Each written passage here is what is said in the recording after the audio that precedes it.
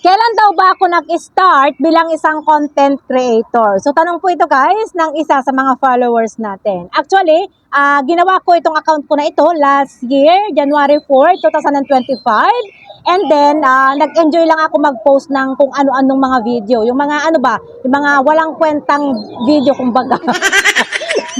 And then, April 10, tumigil na ako dahil nga wala namang views, walang nanonood, walang followers. Nag-umpisa kasi ako guys sa 0 followers. Kaya tinamad na ako at nawalan na din ako ng gana. And then, nag-start ulit ako guys mag-create ng content ng April 27, 2025. At naisip ko na tutorial na lang yung gawin kong niche. Total naman, madaldal ako, di ba? So, madaldal ako, gamitin ko na lang din yung pagkamadaldal ko.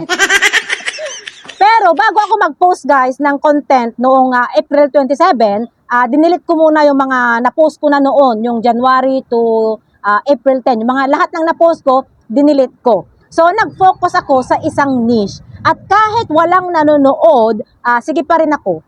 Araw-araw pa rin ako nagpo-post dahil nga gusto kong magpapansin kay algorithm. So dahil nga walang nanonood sa mga video ko, syempre, pinapanood ko na yung sarili kong video para kahit papaano magkaroon ako ng views.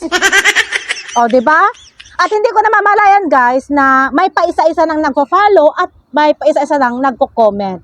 Tapos, na-monetize ako ng July 19, 2025. So, dahil nga ilang araw na lang, magka-cut off na, hindi ko na-reach yung $25 na minimum threshold. Kaya, wala akong sinahod ng August. And then, pagdating ng August, doon na dumami yung views at yung followers ko. Parang, ano ba, sunod-sunod yung notification ko. Parang sabog na yung notification ko. Sunod-sunod na yung nagpa-follow, sunod-sunod na yung mga nagko-comment.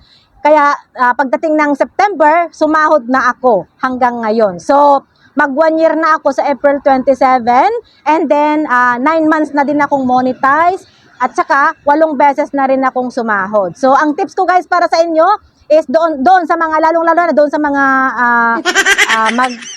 mga gustong maging isang content creator, or doon sa mga nag-uumpisa pa lang bilang isang content creator, na dapat matibay ang loob ninyo. Huwag agad susuko.